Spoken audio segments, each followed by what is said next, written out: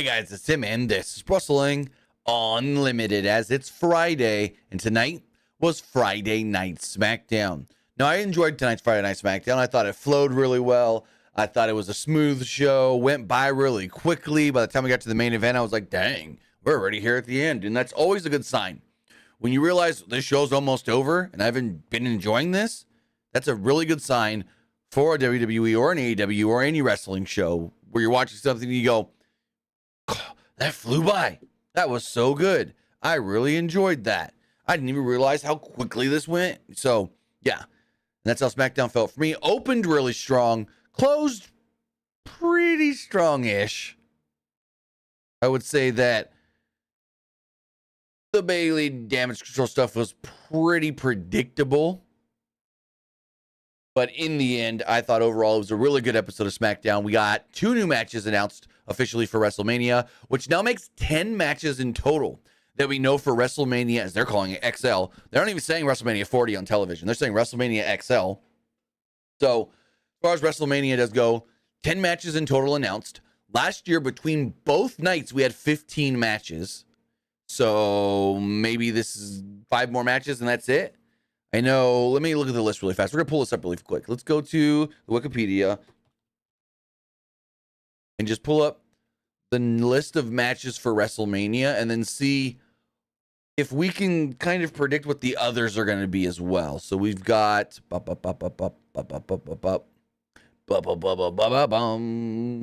see, pull this up on the screen.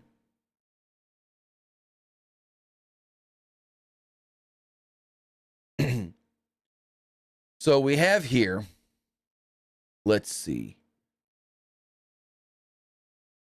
1, 2, 3, 4, 5, 6, 7, 8, 9, 10 matches. Night 1, we know it's going to be the Bloodline versus Cody Rhodes and Seth Rollins. And on night 2, we know it's Seth Rollins and Drew McIntyre, Roman Reigns and Cody Rhodes. We also have Io Sky and Bayley, Rhea Ripley, Becky Lynch, Gunther, Sami Zayn, the Judgment Day in the big 6-team ladder match. Wait, is LA Knight... Did I miss something? When was LA Knight and AJ Styles officially announced? Hold the phone. Hold the phone. Was that officially announced tonight and I missed it? Give me 1 second. I'm going to go to WWE's website.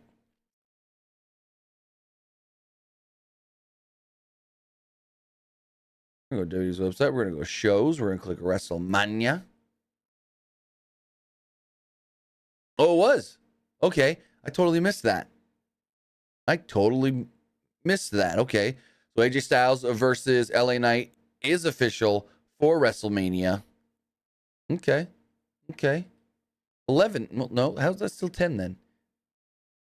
No, it's still 10. Never mind.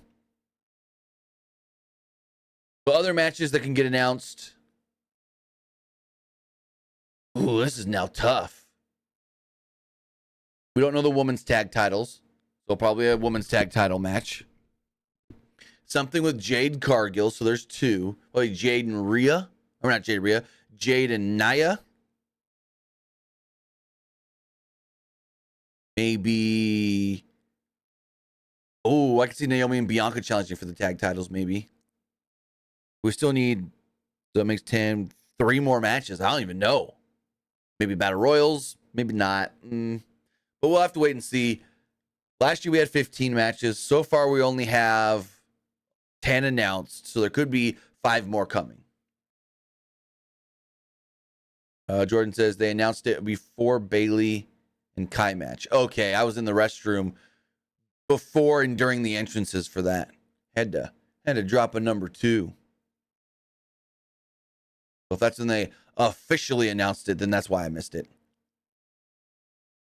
So with that, I want to say, we got SmackDown to talk about. But before that, I want to say thank you for joining us here. Twitch.tv/PWU Unlimited, YouTube.com/Pro Wrestling Unlimited, and podcast services all around the globe like Stitcher, Spotify, Google Pod, Apple Pod, Anchor, iHeartRadio, and so much more. Remember, if you are watching live on Twitch, you can help us out a couple of different ways. You can either help us out by hitting that donate button down below or by donating Twitch bits in the live chat. Also, remember, you can help us out by subscribing to the channel, one of 2 different ways. You can subscribe. You can subscribe with a tiered subscription, or you can subscribe with Amazon Prime. Because remember, if you have Amazon Prime, then you have Prime Gaming. Prime Gaming gives you a lot of cool things like free games, free stuff for games, and you always get one free subscription to any Twitch channel you want to subscribe to throughout the month. And I'd greatly appreciate it if you did right here, Pro Wrestling Unlimited. Also, remember, you can head over to YouTube, hit the subscribe button. That way you know when we post new videos, when we go live, when we post things to the community tab. Hit the join button to become a channel member and support the channel that way. Or if you want to support and get your comment, question, or concern read during our live stream, make sure to donate a super chat in the live chat. And finally, head over to the Epic Game Store. Head over to the Epic Game Store and buy something. Whether you're buying a new game, whether you're buying an old game, whether you're claiming a free game or getting bucks for Rocket League, Fortnite, or Fall Guys, use this code right here. PW Unlimited at checkout, and you will be supporting us at no extra cost. They got Horizon Forbidden West is going to be available soon on PC through the Epic Game Store. I'll go pre-order that. That game's amazing. Expedition's a Mud Runner game. That game is out and really good. I've watched some people play it. Also, you can go claim the free game, which there are 2 free games right now. JSX Mankind Divided, which is really good, and The Bridge, which I've heard good things about. With that again, use code PWU NLIMITED for all Epic Games and Epic Game Store purchases. So with all of that, let's talk SmackDown. Some reason my notes didn't want to pop up, but let me just get back to them here, refresh them. There we go. So the show opens up with a recap of what happened last week. Give me 1 second to do a check. We're having some internet issues, it looks like. Give me 1 second. Happened at the start of the Dynamite review, and then it fixed itself pretty quickly. So I'm just double checking my speeds just to be safe.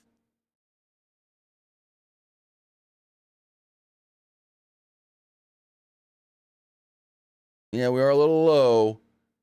We're not horrible. We're close to horrible. We're close to bad. We're bad, but we're not horrible yet. So if the stream does lag a little bit, I know my internet's not perfect right now, so we'll see.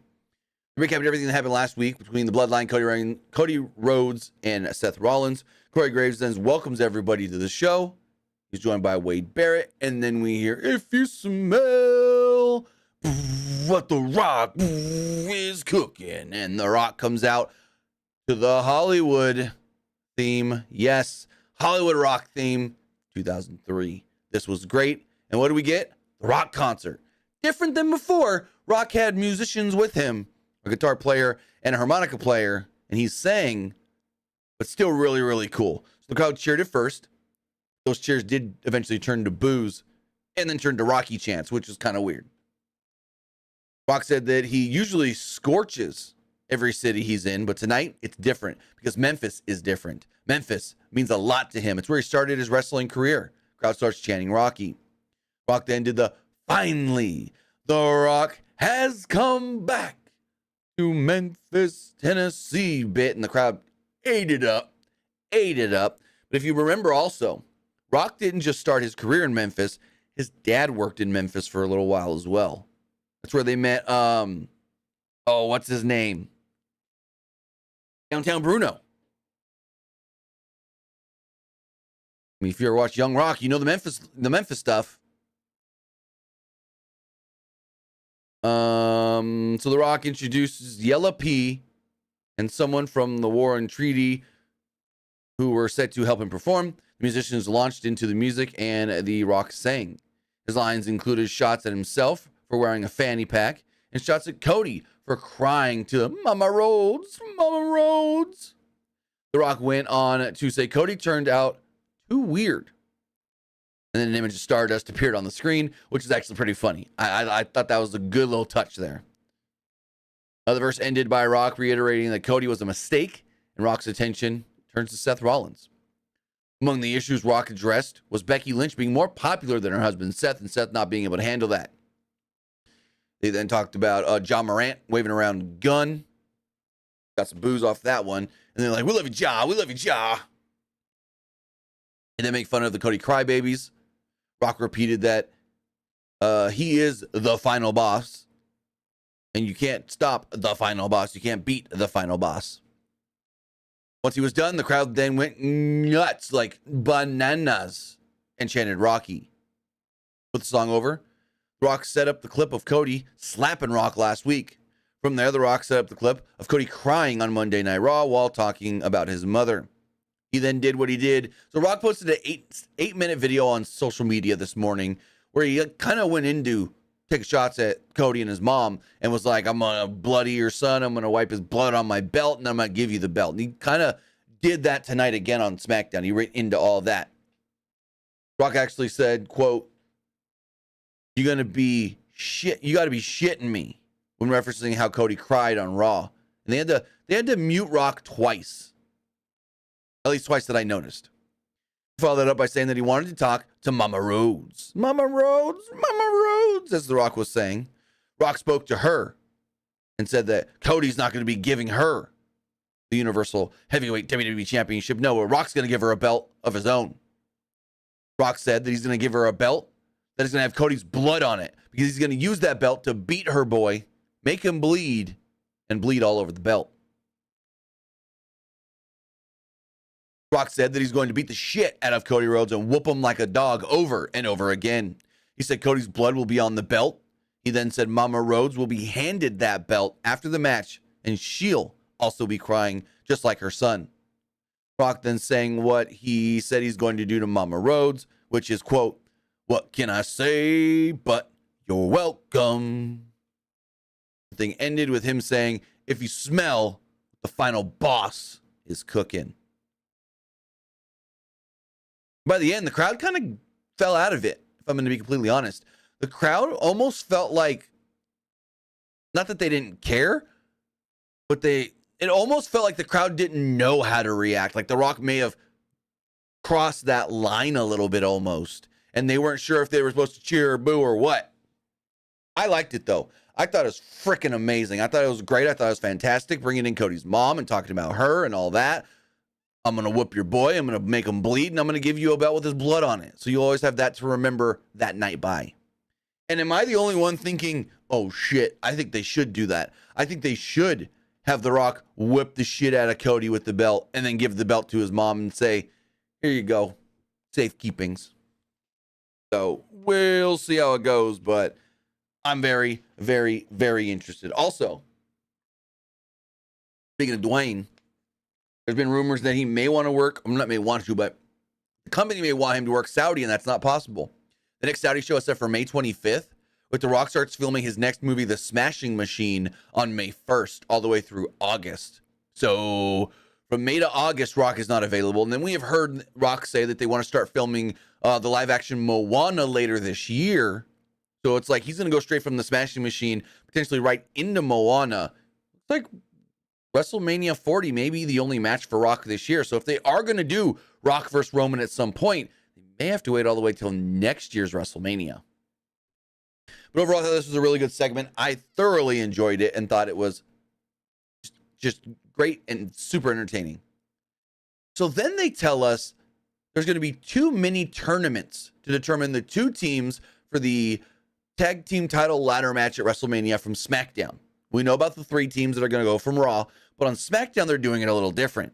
Instead of just you win and you're in, it's you're going to win a mini tournament of 4 teams to make it in. So tonight, they did part of that tournament. Next week, they're going to do part of the second brackets tournament. And they didn't say, unless I missed it, apparently I missed some stuff tonight. I didn't see when they said the Legato versus New Catch Republic match is going to be. I didn't get anything for them saying next week, though. Next week's when the second tournament begins. So let's see. Phantasma comes out with Electra Lopez. LWO does not get a televised entrance. Phantasma had control early on over Cruz Del Toro, but Del Toro fired up and tagged in Joaquin Wilde. From there, the 2 hit a double super kick on Berto with Phantasma on the outside. Del Toro and Wilde hit stereo dives. Felt like the show was headed to a commercial break, but instead, Berto quickly got back in the ring, and the LWO kept control, though.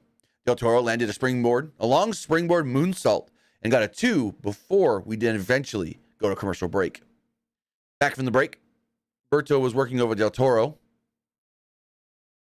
Eventually, Angel and Berto landed a double slam from the second rope for a 2 on Del Toro. Berto ran at Del Toro, but Del Toro hit a Spanish fly before grabbing the hot tag to Joaquin Wilde yet again, who hit a double drop kick on the heels after he entered the ring. Wilde hit a series of fiery moves, including a tornado DDT on Angel for a near fall. Del Toro then tried to enter the proceedings, but Fantasma caught him. From there, Angel and Berto hit their finishers for the victory. So there we go. Angel and Berto do pick up the victory and move on in the tournament. They got LA Knight on television. This is fine. Not great or anything. Like, I've seen better from LA Knight.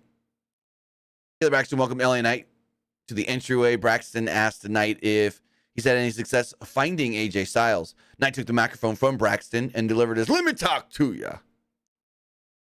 Knight mentioned how Styles and Knight Knight mentioned how Styles said Knight needs humbled, and Knight was welcome to come out and humble.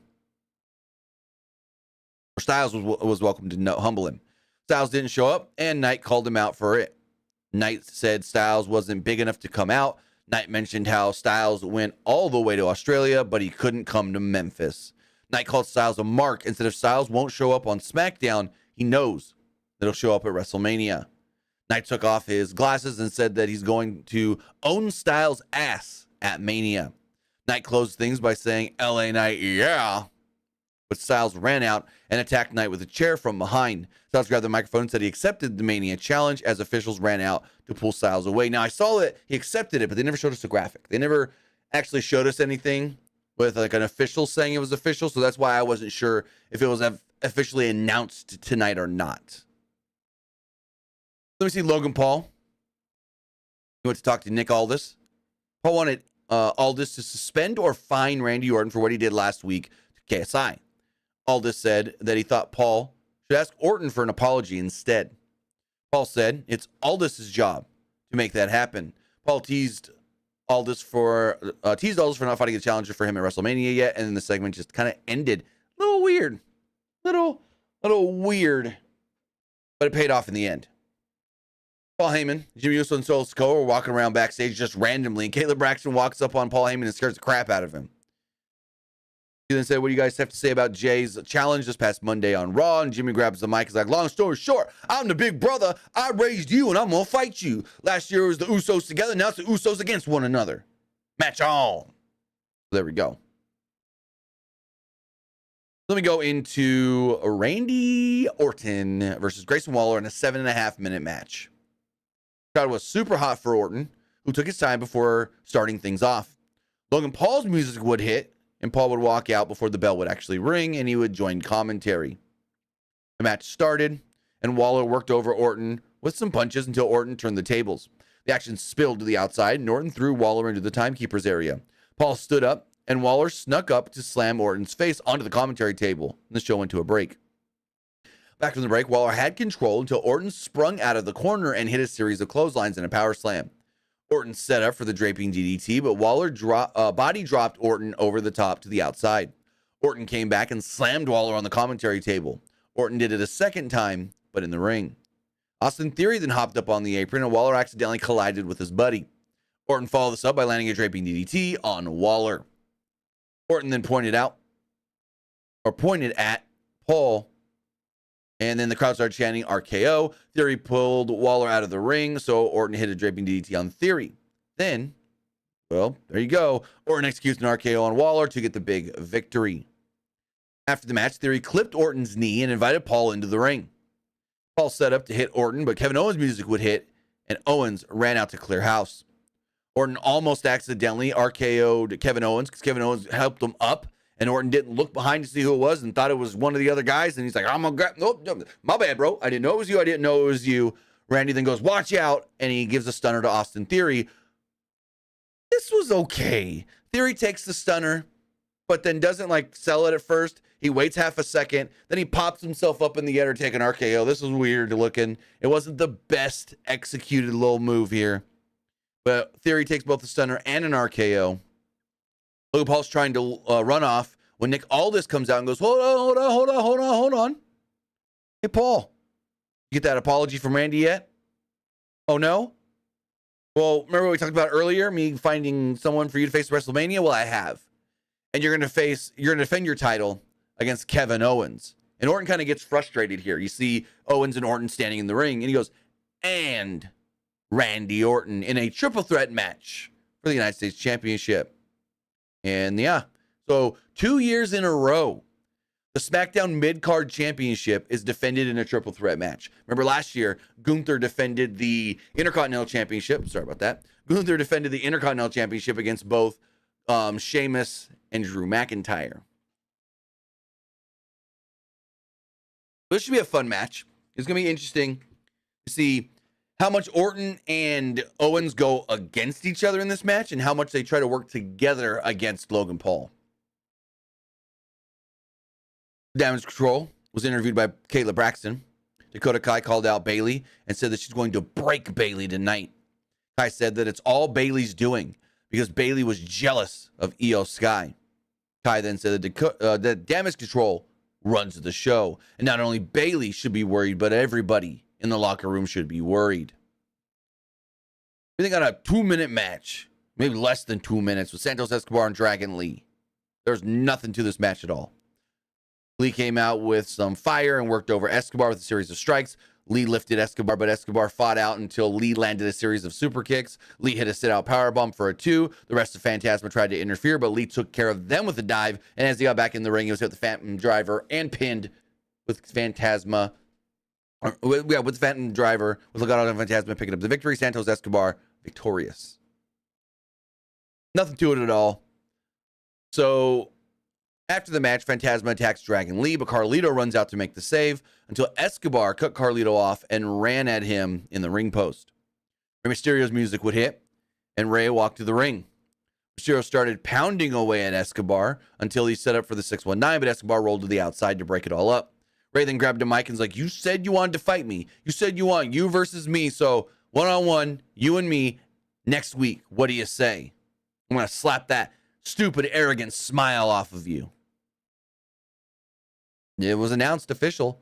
Santos versus Rey Mysterio next week on SmackDown.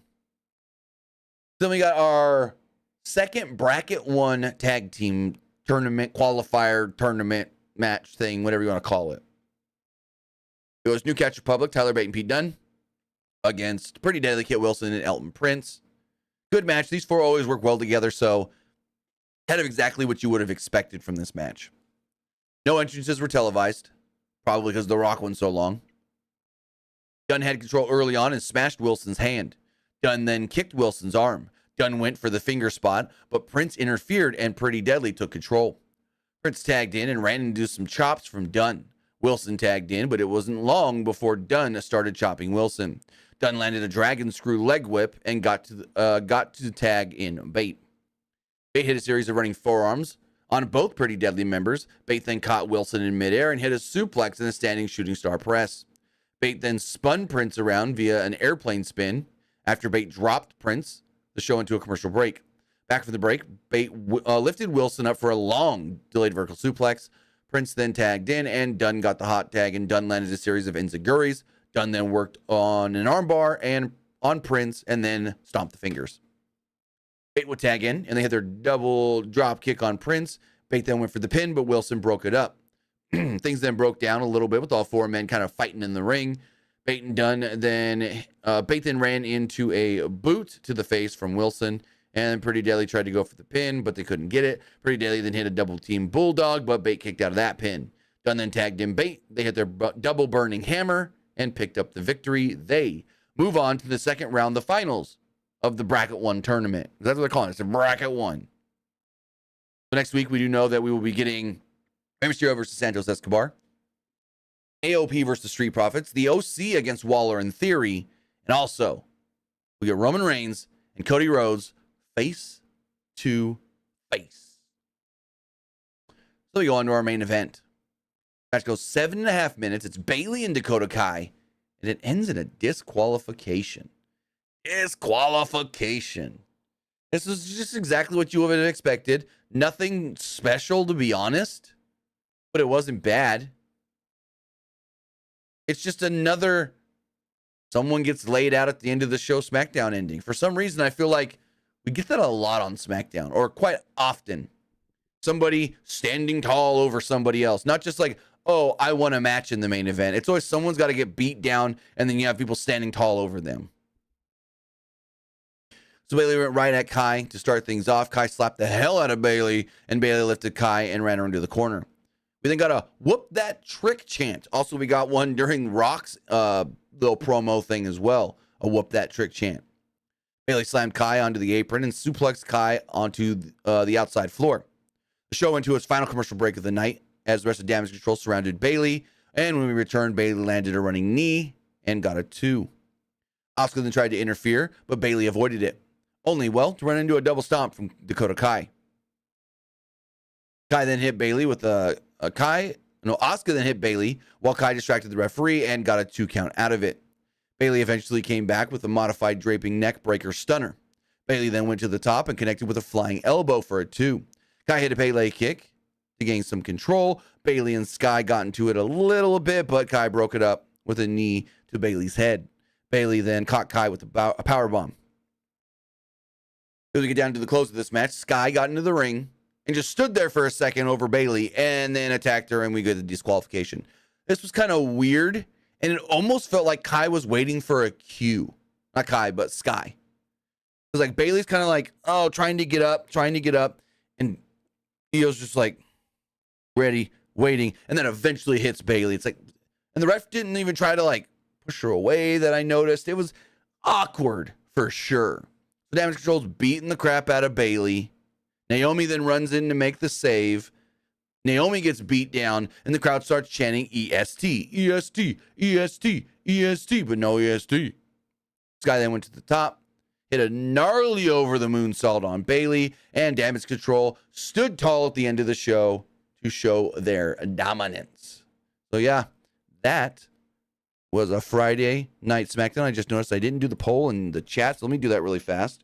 What do you think of SmackDown? So yeah, SmackDown was good. Could have been better. The main event was just there. I wouldn't say it was bad, but it was all right.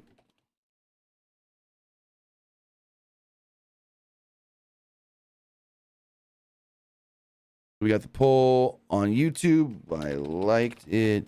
It was all right. I didn't like it. We got the poll also on Twitch. So if you're watching on either platform, go vote, please. But yeah, overall, it started strong. I wouldn't say it ended weak or anything, but it could have been better. I really think Rock should have ended the show, if I'm going to be completely honest. If I'm going to be honest, they should have waited and saved Rock till the end. Because I bet you we're going to see these ratings, and it's going to be like, oh, up, and then level off, and then maybe dip at the end. Kind of like it did a couple of weeks ago when Rock and Roman opened the show. Kind of like the big business ratings, but not as bad. But as far as what you guys thought of tonight's show, let's go look at the polls. Let's refresh everything. We've got the Twitter polls. We've got the X poll. I mean, that's the same thing. Well, now the Threads poll, and we do have YouTube community polls. So as far as the Threads poll does go, 50% thought it was just all right. 39% liked it, and 11% didn't like it. Looking at the Twitter poll, 60% liked it. 26% thought it was just all right, and 13% didn't like it. YouTube community poll, 79% liked it, 11% thought it was just all right, and 9% didn't like it. The comments here said, loved it. And then this person says, outside of the Rock segment, it was just there. I can see where you would think that. I can see where people would think that, and outside of the Rock stuff, it was just a show. But it actually built up many things for WrestleMania, so you can't really knock it in that fact. Because as Luke likes to say, it was a very, very productive show building to their next big show. Because Luke says it all the time. Was this show productive in building things going forward? And it was, because it officially announced 3 WrestleMania matches. But with that, we also have the Twitch poll. 67% liked it. 33% didn't like it. And the YouTube live poll. 77% liked it. 15% thought it was just all right. And 8% didn't like it. But with that, guys, I want to say thank you for joining me here. Twitch.tv/PWU Unlimited. YouTube.com/Pro Wrestling Unlimited. And podcast services all around the globe like Stitcher, Spotify, Google Pod, Apple Pod, Anchor, iHeartRadio, and so much more. Remember, we will be back on Monday. We got Monday Night Raw and so much more to talk about. So with that, have a great night, and I'll see you next time. Have a good one, guys.